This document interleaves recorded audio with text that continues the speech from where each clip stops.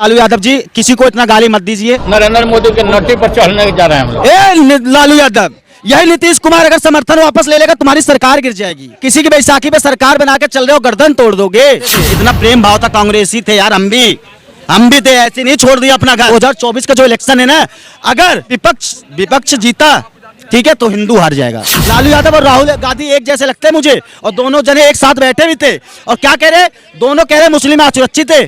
भाई इतना मुस्लिम असुरक्षित है तो हिंदुओं को भगा दो।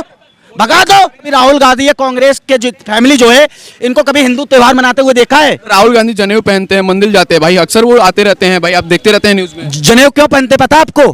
क्योंकि जो उनके सामने नरेंद्र मोदी जी ना, वो भस्मा रगड़ के खड़े हैं बनारसी। पहले हमारे यहाँ गाना चलता था, चला सखी और दैयाई मोहर पंजा पे लगाई। अब गाना चलता है भैया, चला सखी और दैयाई, अब मोहर कमल पे ही लगाई, और कमल पे ही लगता है मोहर। आप तो ऐसे बात कर रहे हैं कि देश केवल हिंदुओं का है। अच्छा, 100 करोड़ संख्या किसकी है यहाँ पे? सनातनियों की है ना। हमारा ये सेकुलर तो है ना हमारा कंट्री। सेकुलर कंट्री किसे बोलते हैं? सेकुलर का मतलब क्या होता है? सारे धर्म रहते हैं, आपस में भाईचारा हो। सारे धर्म रहते हैं तो साइन बाग में एक भी मंदिर जाके दिखा दो। साइन बाग, बटला हाउस, जाकिर नगर, ओखला, बिहार में एक भी मंदिर, एक भी गुरुद्वारा, एक भी चर्च दिखा दो। अगर सेकुलर जगह है, एक भी मंदिर नहीं मिलेगी। वहीं रहता हूं मैं। जब राम मंदिर बनने की बात आई, सुप्रीम कोर्ट ने कहा इस पे मध्यस्थता होनी चाहिए, लेकिन सारे मौलानाओं ने हाथ खड़े कर लिए, कोई आगे नहीं आया। और 100 करोड़ हिंदू को खींच के अदालत में ले गए। अदालत ने फैसला सुनाया, जब जाके भव्य राम मंदिर बन रहा है। हमने अदालत से जीता है मंदिर, हमने किसी के रहमो कर्मों पे नहीं मिला हमें। कि मोदी जी इस बार 370 प्लस सीटें लाएंगे, दावे के साथ बोल रहा हूँ, ये आंकड़ा मेरा गलत नहीं होगा। हेलो नमस्कार दोस्तों, आप देख रहे हैं खबरें भारत, और आज हम चर्चा करेंगे भाई साहब, मुंबई से लेके पूरे हिंदुस्तान में आज करंट पैदा हो चुका है। जी हाँ, आज इंडिया का बैठक हुआ है। हमारे साथ मौजूद है रवि हिंदू।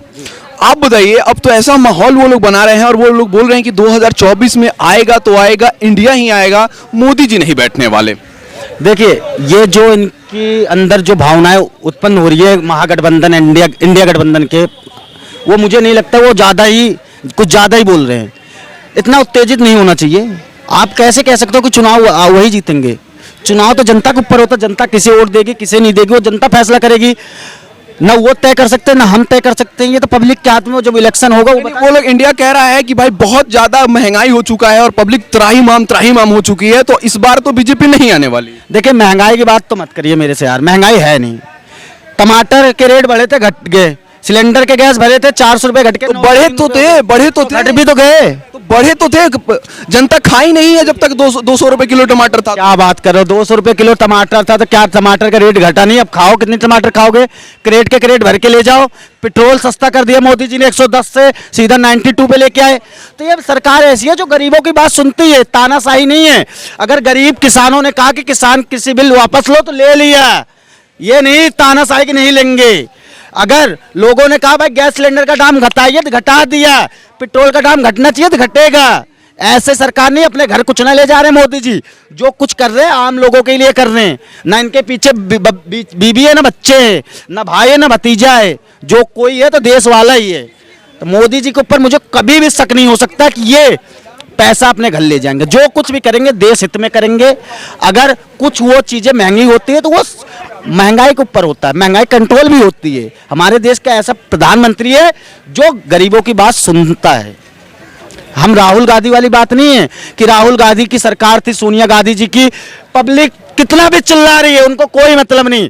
पब्लिक बोल रही है, बोलने तो उन्हें तो ये था पब्लिक बेवकूफ़ है, वोट तो देगी, क्योंकि हमारा युवराज है, 70 साल की पार्टी है, लोग देंगे देंगे। लेकिन लोगों ने सबक सिखा दिया। तो आज कांग्रेस कभी पंचर बनाती है, कभी ट्रैक्टर पे चढ़ती है, तो कभी ट्रक पे कपड़े मारती है, तो कभी खेतों में जाके धान लगाती है। कभी राहुल गांधी को आपने देखा था इससे पहले खेतों में जाके कभी देखा था? कभी नहीं। अच्छा, एक चीज बताइए, कभी राहुल गांधी या कांग्रेस के फैमिली जो है, इनको कभी हिंदू त्योहार मनाते हुए देखा है क्या? कभी रक्षाबंधन बांधते हुए प्रियंका गांधी को देखा है? राहुल गांधी को? क्या इनके घर में कभी कोई हिंदू भगवान की देखा फोटो? कभी क्या इन्हें चुनाव से हटके कभी मंदिर जाते हुए देखा है? कभी नहीं। ये सब चुनाव के लिए आते हैं, चुनाव का प्रोपोगेंडा है, लोगों को बेवकूफ। राहुल गांधी जनेऊ पहनते हैं, मंदिर जाते हैं भाई, अक्सर वो आते रहते हैं भाई, आप देखते रहते हैं न्यूज में। जनेऊ क्यों पहनते पता आपको? क्योंकि जो उनके सामने नरेंद्र मोदी जी ना, वो भस्मा रगड़ के खड़े हैं बनारसी। और जो भस्मा लगा लेते हैं ना, तो उनके सामने जो छोटे मोटे कीड़े मकोड़े हैं ना, वो अपने आप लाइन पे आ जाते हैं, किसी की जरूरत नहीं। एक यही समय था ना, राहुल गांधी सोनिया गांधी कहते थे मोदी कौन है, मोदी कैसे खड़ा हो गया? ये अनपढ़ है, ये चाय बेचने वाला है, ये मौत का सौदागर है, इसे कौन जिताएगा? आज यही मोदी का दिन भर जप करते हैं, ये जब कर रहे हैं रात दिन, सारे 26-28 जितने हैं सारे रात दिन मोदी के सपने आ रहे हैं इनके। लेकिन मोदी एक ऐसा शेर है ना जो जमीनी हकीकत जानता है, जमीन से जुड़ा हुआ नेता है और जमीनी काम करके दिखाते हैं। इन्हें हराना नामुमकिन है, ना कभी हारे थे ना कभी हारेंगे, दावे के साथ बोल रहा हूं मैं। लेकिन हर राज्य से तो ये लोग सिमटते जा रहे हैं। इंडिया कह रही है कि जैसे राज्य से सिमट रहे हैं पूरे देश से पूरा सिमट जाएंगे। अच्छा, आपने 2019 में देखा होगा, 2018 में जब 3 राज्यों के चुनाव हुए थे, राजस्थान, मध्य प्रदेश, छत्तीसगढ़, तीनों राज्यों में बीजेपी हार गई थी। लेकिन जब वही लोकसभा चुनाव 2019 का आया ना, 65 सीटों में से 61 बीजेपी लेके आई थी, एक तरफा। तो लोकसभा चुनाव और राज्य का चुनाव एक अलग होता है। आप राज्य और लोकसभा चुनाव एक नहीं जोड़ सकते। राष्ट्रीय चुनाव जो है, मोदी के अलावा कोई नेता टिक ही नहीं सकता। और ये इतिहास में लिखा जाएगा यार कि एक अकेला शेर 28 पे भारी था, अकेला बंदा 543 सीटों पर अकेला खड़ा था और जीत के आया था 2 बार, तीसरी बार भी आएगा। अच्छा, इतने लोग ओपोजिशन में हो चुके हैं, सारे लोग इंडिया लोग, और सारा उन लोग के पास वोट पावर है, तो आपको नहीं लगता कहीं ना कहीं बीजेपी कमजोर पड़ेगी? देखिए, ये लोग जितने भी है ना, इनका क्या कहना है कि मैं नहीं, तू नहीं, तू नहीं, मैं नहीं, मैं प्रधानमंत्री, तू नहीं, मैं नहीं, तू नहीं, यही है। और अगर ये चुनाव जीतेंगे नहीं, अगर जीत भी गए तो 1 महीने के लिए केजरीवाल, 1 महीने के लिए ममता बनर्जी, 1 महीने के लिए केसीआर, 1 महीने के लिए राहुल गांधी, 1 महीने के लिए लालू यादव, 1 महीने के लिए नीतीश कुमार, 1 महीने के लिए अखिलेश यादव, सारे 1-1 महीने। अगर 1-1 महीने आप बताइए यार, घर का मालिक बना रहे हैं तो उसे 5 साल जिम्मेदारी देंगे, जब हमें दिखेगा घर का विकास, या किसी को 1-1 महीने के लिए टॉफी चॉकलेट है क्या बांट देंगे? पीएम कुर्सी है भाई, यही कांग्रेस ने तो मजाक बना दिया था प्रधानमंत्री कुर्सी का। जब बीपी सिंह, कभी 2 महीने बीपी सिंह, कभी 1 महीने एचडी देवगौड़ा, कभी 2 महीने चंद्रशेखर। प्रधानमंत्री की कुर्सी है, किसी को अस्थायी दो कुर्सी। जनता समझदार है, जनता जानती है अगर पूर्ण बहुमत देंगे जब ही देश का विकास होगा और देश आर्थिक संकट से बाहर आएगा। और जनता 2 बार लगातार 30 साल का रिकॉर्ड तोड़ दिया था जनता ने 2014 में, तब जाके एनडीए को बहुमत मिला था भाई, और लगातार चुनाव जीत रही पूर्ण बहुमत से। उन्होंने पूरा दम लगा दिया। जैसे आप जान रहे हैं कि लालू यादव जी काफी बीमार चल रहे थे, लेकिन आज वो भी मीटिंग में थे और आज वो भी बहुत मजबूत दिख रहे थे। जी, लालू यादव जी से मेरा सवाल है, लालू यादव जी किसी को इतना गाली मत दीजिए। वो तो इतनी बड़ी बात कह दी कि नरेंद्र मोदी के गर्दनों पे चढ़ के गर्दनों तोड़ देंगे। हैं? लालू यादव, यही नीतीश कुमार अगर समर्थन वापस ले लेगा तुम्हारी सरकार गिर जाएगी। किसी की बैसाखी पे सरकार बना के चल रहे हो, गर्दन तोड़ दोगे। हैं? और क्या कह रहे हैं कि अल्पसंख्यक देश का मुस्लिम असुरक्षित है? कहाँ है असुरक्षित बताओ ना। आप और लालू यादव और राहुल गांधी एक जैसे लगते हैं मुझे, और दोनों जने एक साथ बैठे हुए थे और क्या कह रहे, दोनों कह रहे मुस्लिम असुरक्षित है। भाई इतना मुस्लिम असुरक्षित है तो हिंदुओं को भगा दो, भगा दो। तुम्ही ने तो कहा था हिंदू यहाँ पे अल्पसंख्यक बना दो, अल्पसंख्यकों का इतना तुम गुणगान कर रहे हो तो हिंदुओं को भगाओ, कहाँ भगाओगे? इनका एक ही मकसद है, ये चार है। एक चीज बता दे रहा हूं, ये चुनाव 2024 का ना, 2024 का जो इलेक्शन है ना, अगर मोदी हारा, मतलब मेरा नहीं समझो, अगर विपक्ष जीता, ठीक है, तो हिंदू हार जाएगा, और मोदी हारा तो विपक्ष जीतेगा। अगर कह तो रहा हूं, अगर बीजेपी हार गई ना, इसका मतलब है हिंदुत्व हार जाएगा। और हारने के बाद क्या होगा पता है? राहुल गांधी, लालू यादव, ये सब ना इतने भरे पड़े हिंदुओं से ना, इतने खुन्नक में, कह रहा हिंदुओं के ऊपर ऐसा ऐसा कानून बना देंगे ना भाई साहब कि हिंदू न धोबी का कुत्ता, ना घर का रहेगा, ना घाट का, हिंदू को रहने के लिए यहाँ पे मुश्किल कर देंगे ये कांग्रेसी। आप तो ऐसे बात कर रहे हैं कि देश केवल हिंदुओं का है। अच्छा, 100 करोड़ संख्या किसकी है यहाँ पे? सनातनियों की है ना। हमारा ये सेकुलर तो है ना, हमारा कंट्री। सेकुलर कंट्री किसे बोलते हैं? सेकुलर का मतलब क्या होता है? जहाँ सारे धर्म रहते हैं, आपस में भाईचारा हो। सारे धर्म रहते हैं तो साइन बाग में एक भी मंदिर जाके दिखा दो, साइन बाग, बटला हाउस, जाकिर नगर, ओखला, बिहार में एक भी मंदिर, एक भी गुरुद्वारा, एक भी चर्च दिखा दो। अगर सेकुलर जगह है, एक भी मंदिर नहीं मिलेगी। वहीं रहता हूं मैं, वहीं का हूं, मंदिर नहीं हमारे यहाँ। तो हिंदुओं की बस्ती में भी आपको मस्जिद कहाँ मिलेगा? मिलेगा, बताओ कहाँ दिखाऊं? हिंदुओं की बस्ती में कहाँ दिखाऊं मैं मस्जिद?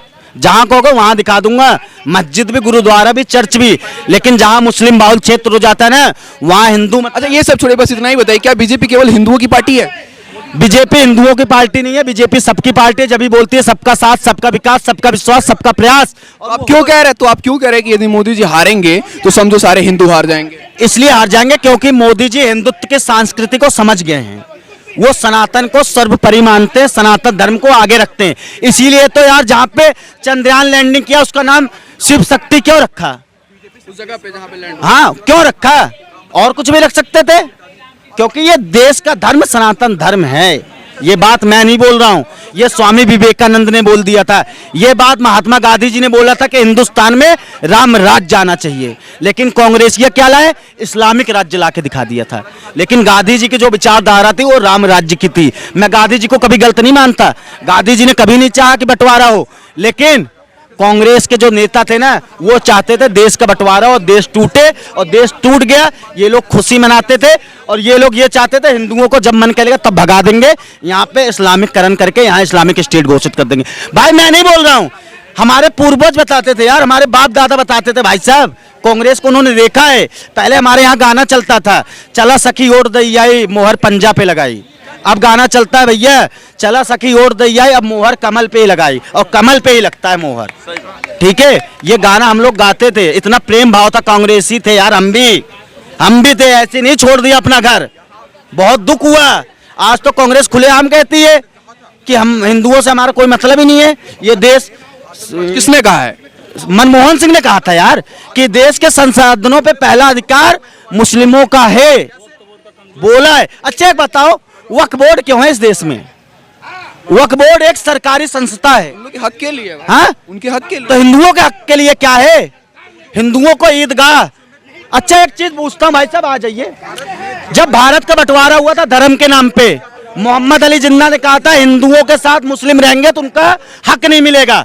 ठीक है, मुस्लिम हमारे साथ रह भी रहे हैं। जब राम मंदिर बनने की बात आई, सुप्रीम कोर्ट ने कहा इस पे मध्यस्थता होनी चाहिए, लेकिन सारे मौलानाओं ने हाथ खड़े कर लिए, कोई आगे नहीं आया। और 100 करोड़ हिंदू को खींच के अदालत में ले गए। अदालत ने फैसला सुनाया, जब जाके भव्य राम मंदिर बन रहा है। हमने अदालत से जीता है मंदिर, हमने किसी के रहमो कर्मों पे नहीं मिला हमें। और दूसरी चीज, अगर हिंदुओं के देश, 100 करोड़ हिंदुओं के देश में अगर हिंदू एक राम मंदिर के लिए अदालत में जाता है तो इससे बड़ा दुख की बात क्या हो सकती है? और जो ईदगाह मस्जिद है मथुरा में, अच्छा एक बात बताइए, कहीं मस्जिद के पास कोई मंदिर है? बनारस में। हाँ, बनारस में मंदिर को तोड़ के मस्जिद बनाया गया भाई, मंदिर को तोड़ के मस्जिद बनाया गया, लेकिन किसी मस्जिद को तोड़ के मंदिर कभी नहीं बनाया गया। ठीक है, ये चीज मैं नहीं, पूरा देश जानता है। अच्छा, आखिरी मेरा 2 सवाल ले लीजिए। पहला सवाल ये ले लीजिए कि कितने सीट आ रहे हैं आपके हिसाब से, और दूसरा सवाल ये कि मान लीजिए 2024 में फिर से एनडीए अपनी सरकार बना ले रही है, तो फिर इंडिया का क्या होगा? देखिए मैं सबसे चीज बता रहा हूँ, आप कह रहे हो कितनी सीटें, मैं कभी बोलता नहीं कौन कितनी सीटें लाएगा, लेकिन आज बोल दे रहा हूँ कि मोदी जी इस बार 370 प्लस सीटें लाएंगे। दावे के साथ बोल रहा हूँ, यह आंकड़ा मेरा गलत नहीं होगा।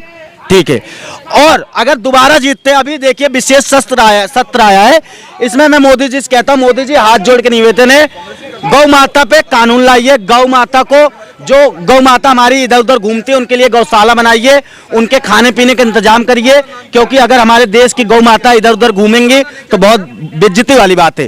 केजरीवाल से हमें उम्मीद नहीं है, आप ही से उम्मीद है। और दूसरा चीज, मोदी जी यूसीसी लेके आइए, महिलाओं को आरक्षण दीजिए, और 1 चुनाव 1 नेशन लागू कर दीजिए, यही अनुरोध है बस।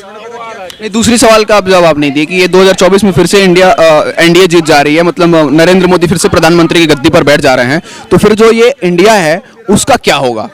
उसका क्या होगा मैं बता रहा हूँ, उसका ये होगा, एक दूसरे को गाली देंगे, ये कहेंगे अरे मायावती की वजह से चुनाव, अरे नहीं अखिलेश यादव ने हरा दिया, नहीं राहुल गांधी ने प्रोपेगेंडा किया था, अरे नहीं ये केसीआर आ गया था, यही गाली देंगे और एक दूसरे के ऊपर कीचड़ उछालेंगे जैसे 2019 के बाद हुआ।